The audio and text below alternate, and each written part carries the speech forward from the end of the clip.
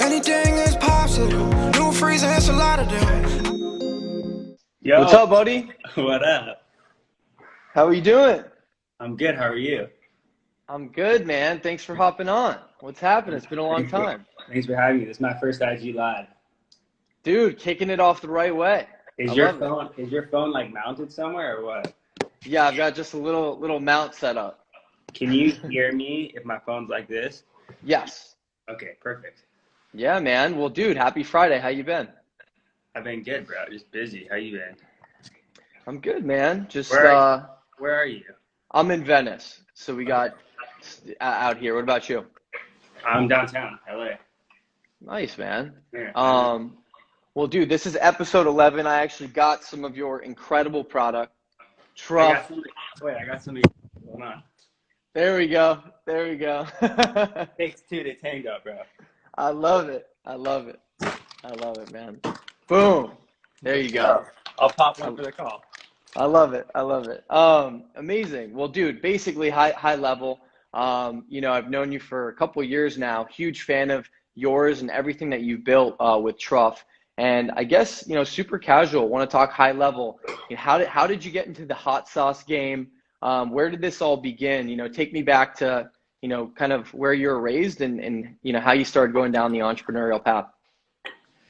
Yeah. Okay. So I grew up in San Jose, California, actually, up north. And I lived there until I came down to Southern California for college, which was about, 8 years ago now. Entrepreneurship was always kind of a thing in my house. My dad had his own business. And it was just like kind of what we knew. He kind of always said, like, you want to work for yourself. You want freedom. You want to be in business for yourself, whatever that means, whatever capacity that is. But so it was always kind of like the goal. I didn't know when or how, but my thinking was always on starting my own business. It's awesome. It's awesome. And did you start a couple businesses in college? Like, have you always kind of been on that grind?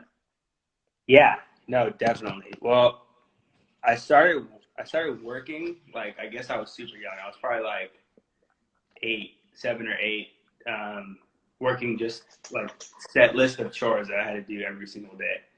And if I didn't do them, I would get like docked, and like I think I made like $50 a month, and I would get, every time I messed up, I would like lose that money. Yep. So I was always working. When I turned like 14, I think, maybe 13, 14, I started working at my dad's business, which was like a commercial maintenance company. So I was just doing like maintenance at shopping centers around the Bay Area. And then in college, as soon as I got to college, I started like promoting nightclubs. Just like I would rally up buses of people, and we'd host big DJs and artists. We had like YG came, and Too Short, and Just Incredible, the DJ. We had like artists come over time, and it was like the freshman hustle. I was just like promoting Nice. yeah. Which club was this? All in Los Angeles?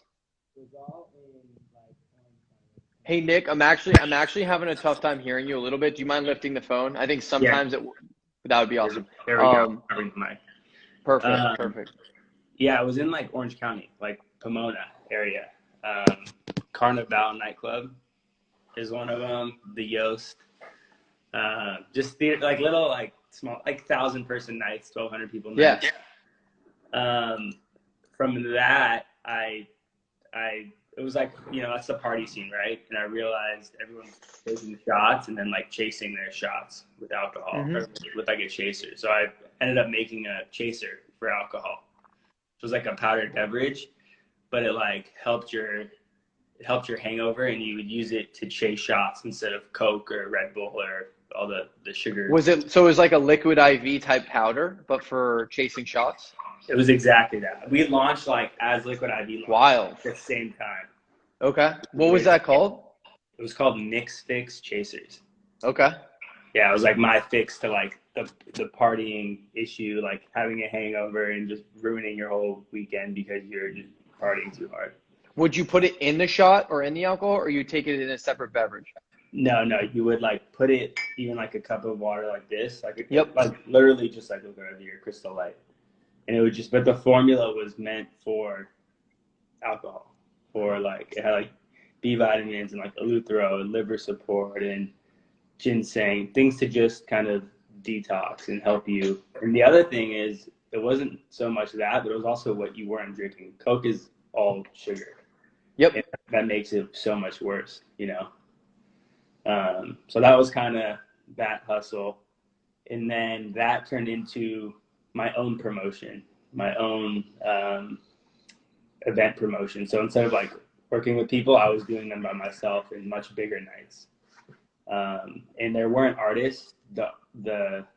The night was like based on the powdered beverage brand. So instead of like, hey, come see Too Short, it was like, hey, come to the Knicks Fix event. And that was kind of all I did in college. Those were the hustles. So what happened? Where did Knicks Fix go? How did you guys build a pretty significant business? Was it in retail? Was it just direct to consumer? Yeah, it didn't really go. I mean, the events were bigger than the beverage over time. It didn't go. After I graduated, I just kind of shelved it. It was, you're either in the scene or you're not. Like, I wasn't partying after college, and it didn't make sense to keep working on it. Looking back, so like, I didn't use social media heavily. I didn't run Facebook ads. It was still kind of in its infancy. This was like 2013, 14. So I didn't build the business how we would have built it now. But I learned a ton about like product development, brands, positioning, just that whole journey was like the big kicker to, you know, being able to do what we're up to now for me. Definitely. And talk to me about, so you just graduated college, you were kind of on the tail end of doing Knicks Fix. How did you end up connecting with Nick and then really diving into your next CPG brand? Yeah, so Nick and I became friends my freshman year of college. All these things I just talked about, like he had his own businesses and we were just back and forth with a bunch of different things. So we were always kind of like grinding on things together. And, you know, we'd see something on Instagram and be like, yo, look how this brand's doing this, or we should try that. I mean, we had tried a bunch of things together in college as well. You know, and he everything, it wasn't like after college we started working together. We were just always working together prior to after graduating. And I think kind of those 4 years we really spent like studying and learning and seeing what is out there, what's working. Instagram again was like in its infancy and slowly becoming what it is today. Brands were just learning how to use influencers. And so that whole time frame we spent just kind of dabbling and learning together all throughout college. It's awesome. And, you know, what I will say is you guys have one of the most beautiful packaging, incredible product. It tastes, you know, honestly, it's one of my favorite hot sauces. How do you even trend towards wanting to create towards that category, towards really jumping into Truff initially? Come on, bro, you have beautiful packaging. What are you talking about? Thank you. It really is. This is amazing. So I guess hot sauce found us. Nick had hit me up one day. We were both like a month out of college. And I was working at a restaurant. He was doing tech staffing. And he goes, hey, I got this Instagram account, Sauce. And I was like, oh, shit, like that's crazy. we knew the value of it. We knew. It's such a great account, by the way. Thank you, dude. It was like crazy. When he told me that, I was like, yo, that is special. That's crazy. Because yeah, it was always like we got what its value was. We call it like the Times Square of the internet. Just because the word sauce is so synonymous with pop culture. It's like getting sauce.com in like the 90s. And yeah. By the way, who has sauce.com? Do you guys have that? I don't know. Let me look. That's got to be so, but it's the equivalent. I think people don't realize the internet and even now social media, it's real estate. It's digital real estate. And you're getting Malibu side property. And so that's what at Sauce was for you, is a beachfront piece of real estate. Exactly, but we didn't know what we were going to build on it. It was just it was like, here's the land. He just got it. So he's like, I want it. He got it organically. Everyone thinks he hacked it or like stole it. Oh, he just typed it in and got it. Yeah, like how? We don't know. It went green. It's wild. He just got it. Yeah, it's crazy. And so we were like, hey, what do we do with this? And so, we started by posting things that we thought were saucy, right? For us, it was just a platform. It wasn't a product. It was just, what can we build? What audience could we build around this? So naturally, it was a mix of food and pop culture and women and, music, just things that fit pop culture, but incorporating like food into it. So any like cool drip, we have a bunch of pictures still archived. I could send you some. They're kind of funny, but like women with food and a burger with a crazy drip coming off it, or a saucy car, or just turn into this big feed. We were posting like 4 times a day, all the hashtags, liking all the accounts. We were getting cool shout outs. Complex hit us up with a follow and would engage. Sam Smith, the singer, was like following us, and we were stoked on that. It was growing, it was working. We got to 10, 12K maybe in the first 4 or 5 months. This is like 2016, 17? No, this is 2015. This is literally like graduated college. I went immediately, started working at a restaurant.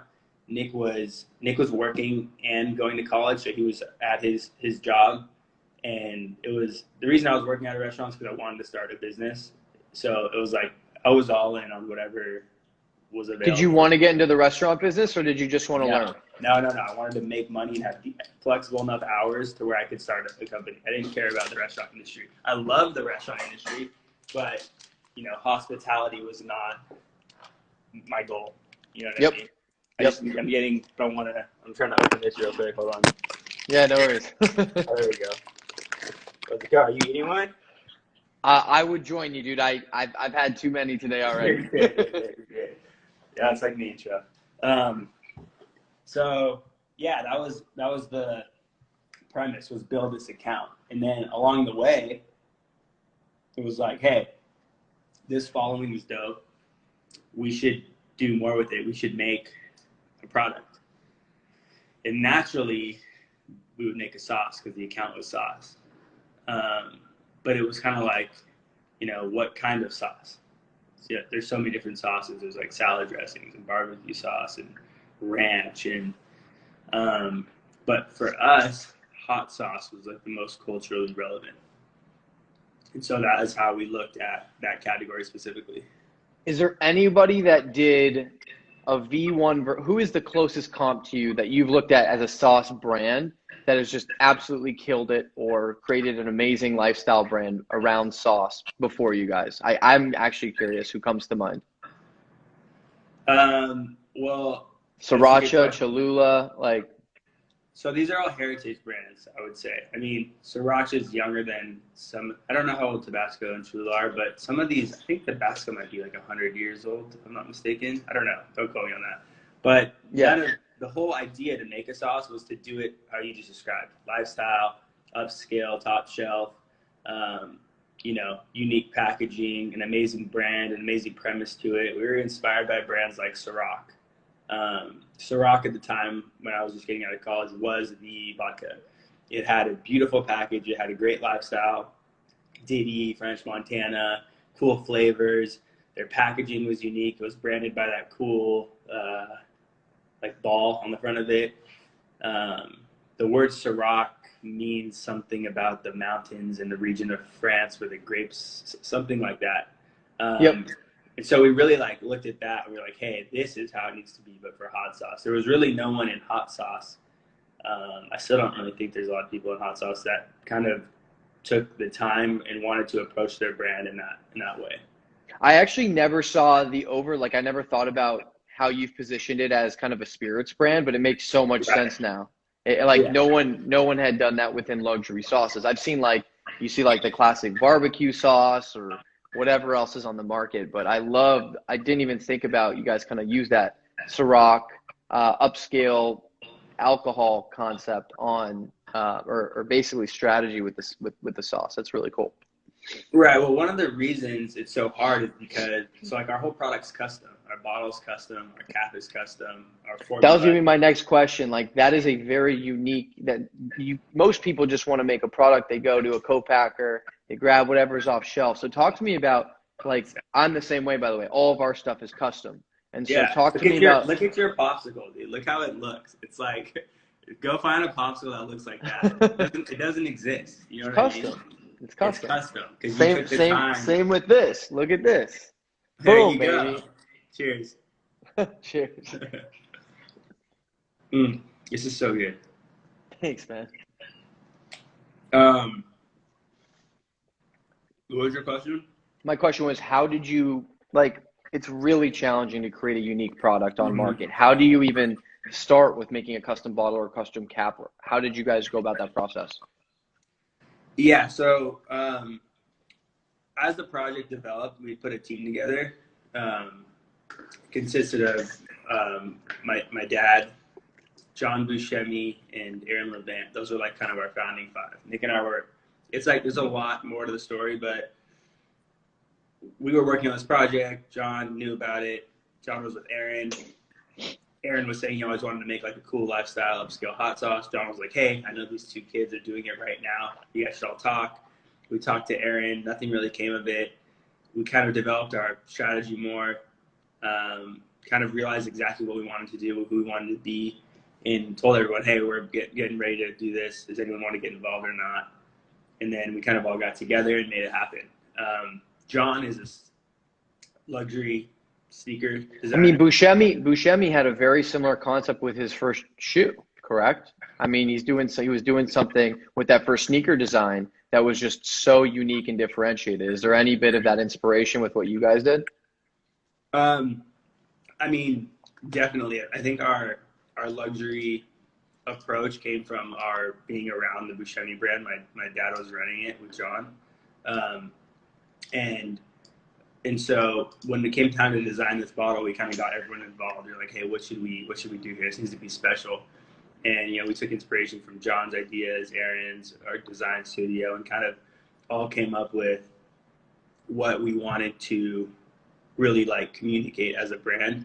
We worked backwards. We figured out the truffle aspect, worked on the formula, but then it was time to present it. And so when it came time to present it, that's when we all kind of like really focused on how we could package this and scale the packaging of it, regardless of being custom.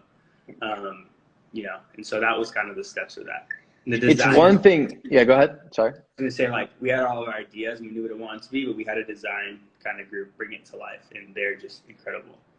I think the other challenge that most people see, and we even have had it ourselves, is you can create something incredible that's custom, but if you can't scale it, then how are you going to commercialize it and take it to the masses?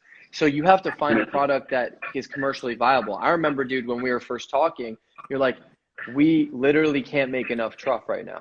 So how do you fix those types of issues from a supply chain standpoint? And how many people told you couldn't? Because that's something that we dealt with. Yeah, that's actually why I was late to this. That's why we had to push it back. I'm like, we're always working on that, and I had a big kind of Zoom thing going I couldn't get off of. It's a process. It's not like, hey, we got it, we're done. I think so. For example, our cap is irregular, right? Mm-hmm. Your popsicle is irregular. You're entering a whole new world of manufacturing just with those two aspects. For us, it came down to, and it comes down to having a great relationship with your co-packer and being, good people and being great to work with, because they might only be able to produce so much in a day, but they can give you a lot of days. You know what I mean? We're in multiple facilities now, and so there's been less stress on inventory. But even then, we're always looking to automate new equipment, new processes, holding times. I mean, there's so many different things we do to get to, scalability. The one thing though that is always going to supersede everything is at some point is an equipment purchase.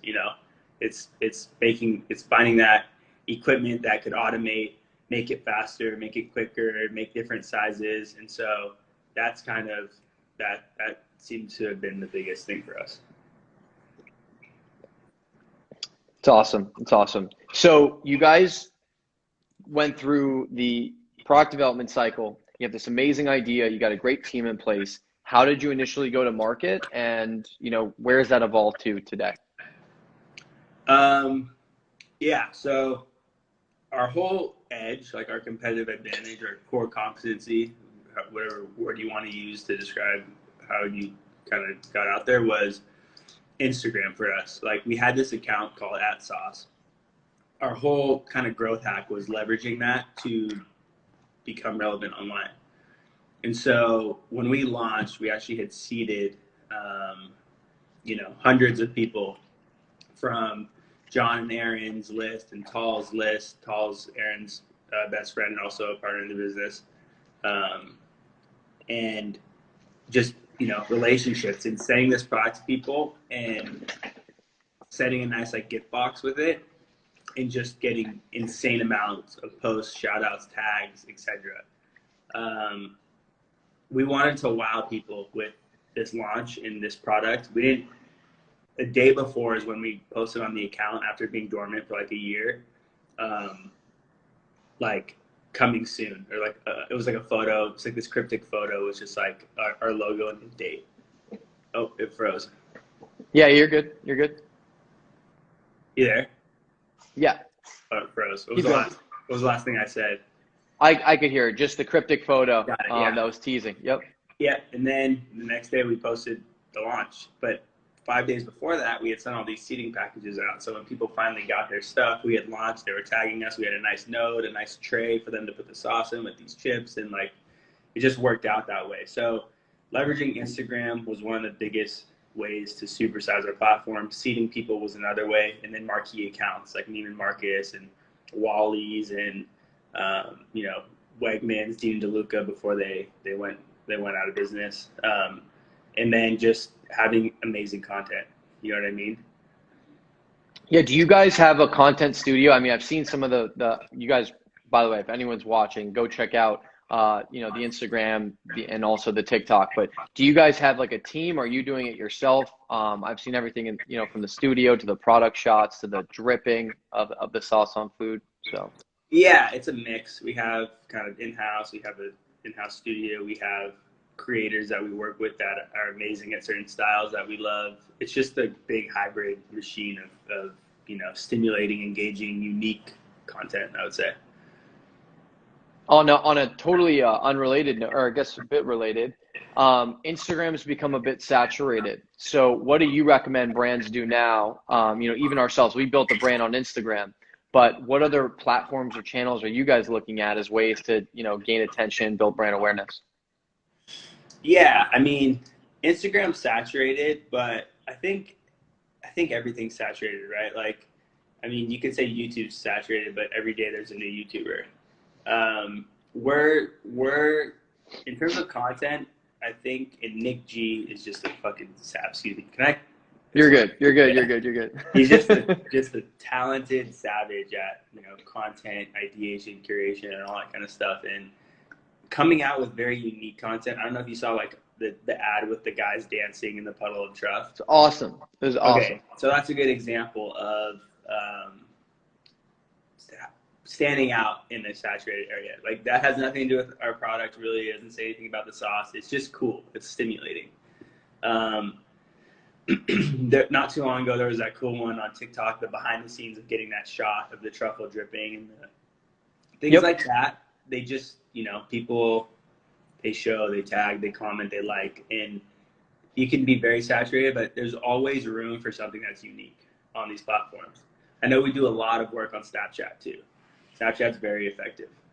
Talk to me about what you do on Snapchat, because not a lot of brands are marketing on Snapchat. So I don't want to come off as a subject matter expert because I don't spend too much time on that. Yeah. Yep. But I mean, when I go on Snap, I get Truff ads all day. And it's probably because I'm so much engaged with the brand, but we have very stimulating and impactful. And the way it works on Snap, it just kind of fits right in. It just like pops up. You're like, oh, what's this? And we're just adamant about the platform. We do good on there, and I think a lot of people stepped away from Snap over the last year or so just because they don't use it as much, but a lot of people do use it. No, there's still, I mean, I think it's 160 million daily active users, still massive. And usually I actually get excited about platforms where people aren't spending the most time because that's where the biggest opportunities can be. I love it. I love it, man. Well, look, in terms of your content game, and you guys are one of the best brands I've seen, I agree with you. I think, yes, it's really loud and there are tons of brands, but there are a lot of brands that put out subpar, lackluster content and they just toss things out and will never differentiate from their comps. Really, when you create something beautiful or meaningful or different, people start to take notice at scale. 100%. One thing I would say there is we're also kind of lucky, right? Because our product, there's a lot of ways to present it. We have food options. It's sauce. It moves. It's like there's attributes about the product that are easier to create content around versus if I was selling like a candle, right? Like you could light the candle and you can put it on the desk. You know what I mean? Like it's just limited. Ice cream and hot sauce are both very fun products to market. Yes, for sure. Okay, let's talk a little bit about this. As you're building Truff, you're getting great traction. Talk to me a little bit about, early days, the opinions of others. Like maybe you guys, you had a really strong initial launch, but was there ever any point where you had criticism, people doubting you, basically just people undervaluing or just looking at what you were doing and kind of brushing it off? How would you deal with the anxiety or criticism of others as you're building the brand? Yeah, that's an interesting question. I would say, I mean, once we launched, like the brand was pretty cool off the bat. And so, there's always the situation of like family or friends be like, oh, how's that going? Like, is that working? Like, are you selling any bottles? That's always going to be there, right? You can take anyone who's doing extremely well, and there's always, I mean, people dog Elon Musk. Like, come on, are you kidding? It doesn't make any sense. It doesn't make any sense. So all that stuff, you could be awesome and still get massive amounts of negativity, hate. So that I've understood kind of early in life and just pawned that off. I think the real anxiety, worry about people's opinions came before Truff. When I'm sitting there bussing tables out of college, everyone's getting their corporate jobs and whatnot, and Nick's driving Uber after his staffing job for a year, selling hats out of the back of it. We both went to live at home. It's like that's where the judgment was most prevalent. Exactly, the comparison with others, right? Because it's so challenging, especially if you're doing something a little more entrepreneurial.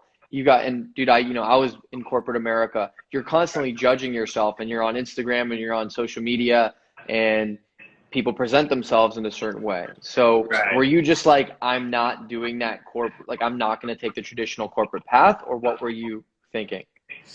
So, yeah, I mean, it kind of goes back to the very beginning of this conversation. I always wanted to work for myself. That was the thing. It was just when and how.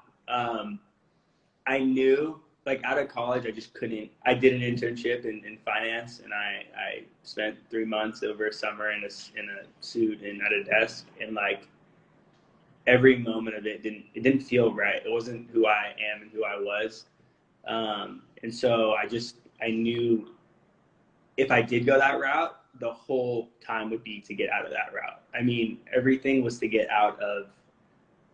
And I enjoy creating things and building things, and so does Nick, and so do you, and that's where my passion lies, and that's why if you really do enjoy that, you physically can't sit somewhere and It's suffocating. It's suffocating. I personally, my skin would crawl. I'd be like, I'm gonna have to spend the entire weekend at my desk, and I want to be building or creating. So I get it, man. I'm it's right like there your with you. soul. It's like you don't exist, you know?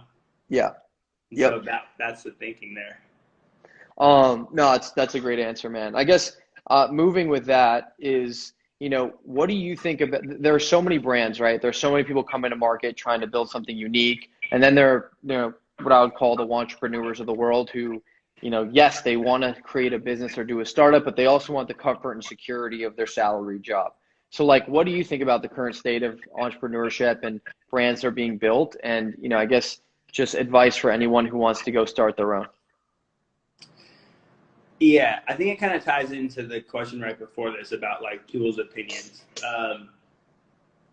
The reason that there are, I think, entrepreneurs is because they're worried about everyone's kind of opinion. They want to like come out the gate and just have done it. Like, check this out. This is my thing. This is my product. This is my brand. I'm this guy. I'm that guy. I'm this girl. I'm that girl.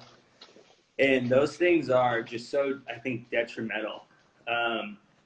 The reality is, and I'm sure you did the same thing, is you have to lock yourself in a room for years, straight up years, and read every book you can and watch every interview you can on the topic, and really research and get granular with the industry you're going into and how it works and how you're going to approach it and why. It's like You have to be obsessed. Yeah, you have to want that more than you want to go out, more than you want to look cool, more than you want to dress nice, all those things. It's like, if you look at an athlete, right? They have a lifestyle. They have to wake up. They have to eat well. They have to go train. They have to come back and recover. They have to go do this stretch. They have a lifestyle to achieve their excellence. It's like everything I do and you do, and it's just our lifestyle is built around what we're doing. I mean, I'm very disciplined. I'm very regimented. I wake up. I eat a certain way. I read certain things. I watch certain, interviews. I listen to certain podcasts because it's all relevant to my day to day. And that over the course of, 6 or 7 years was going on before, we ever launched Truff, and the same with Nick. So it's just kind of a lifestyle. In terms of the entrepreneur thing, I don't know, man. It's kind of weird. It seems like a plague. It's weird. Yeah, I mean, it's a huge disservice to anybody who doesn't realize there's a lot of sacrifices that come with trying to create a brand. And yes, you see on Instagram, on social media, how exciting new product launches are, how you're rolling out into new distribution.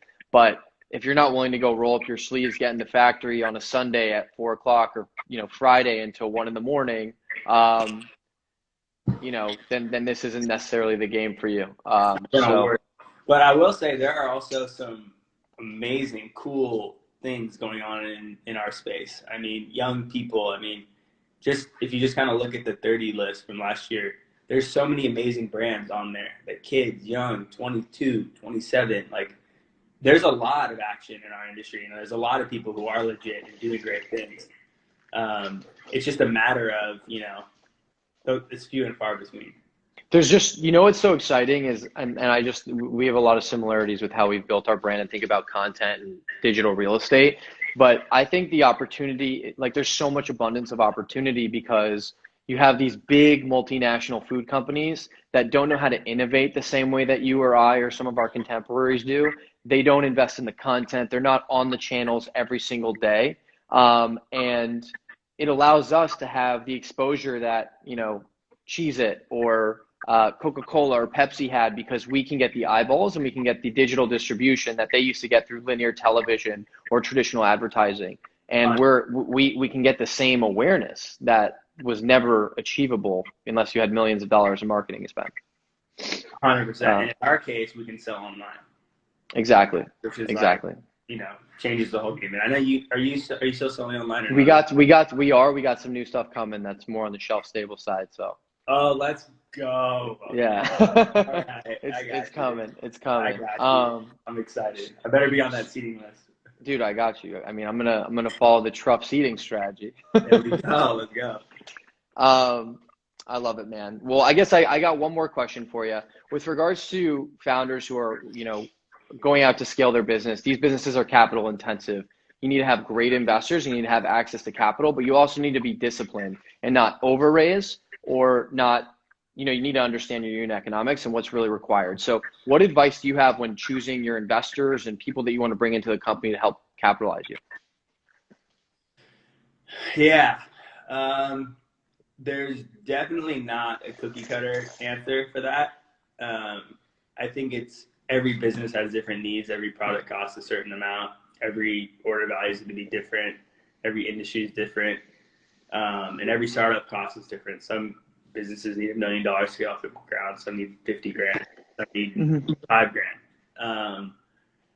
I think people way over raise. I think people they like the press release of saying, $3 million round valuing the company at da-da-da. Well, people don't realize that's a death sentence a lot of the time. It's terrible. And it's also funny because you asked the question, like, the question is usually the other way around. It's usually, what do investors look at to put their money in? And you're asking, what do you look at for the investors? It's like, there's so many elements to it. For us, we did as much as we can with as little as possible for as long as possible. That means taking no salary. That means, instead of having a great, huge office warehouse, just being in a garage or being wherever, instead of, spending 5 grand on the photo shoot, doing it for 600. I mean, being scrappy everywhere. And after a certain point, you'll hit this point where now you have some leverage. You have awareness. Your sales are amazing. You have good accounts.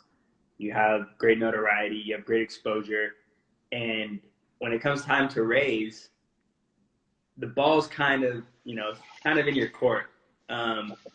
For us, when we did our round, it was kind of strategic.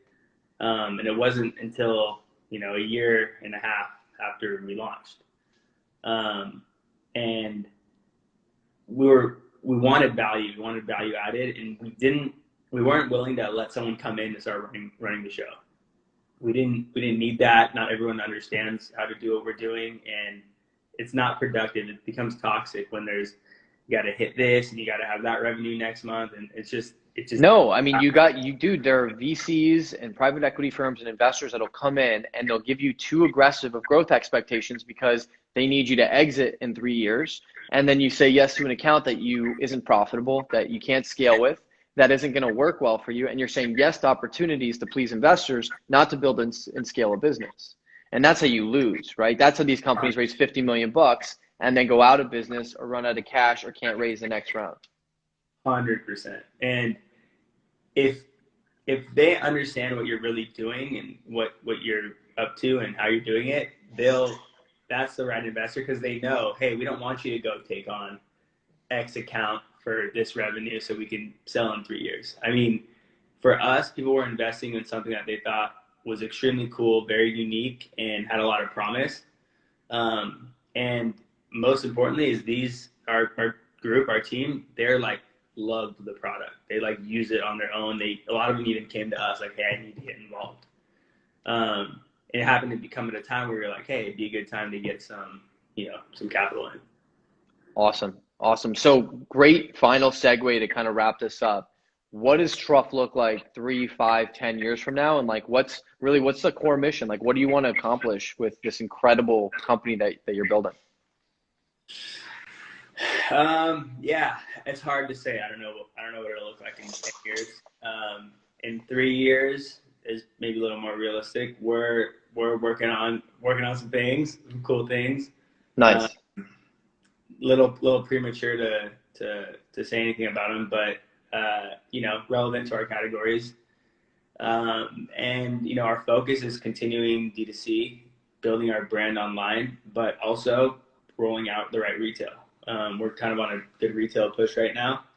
COVID's been interesting with retail and the whole landscape of it, but that's kind of our goal was always to build a base, build a digital infrastructure, have that leverage, and, you know, when the time was right, open specific key accounts, and then slowly test, learn, make sure we're doing well, and continue to grow in the, you know, similar doors. And so right now we're focusing on those right doors, along with a couple some innovation, as the industry calls it, in terms of, you know, products and whatnot.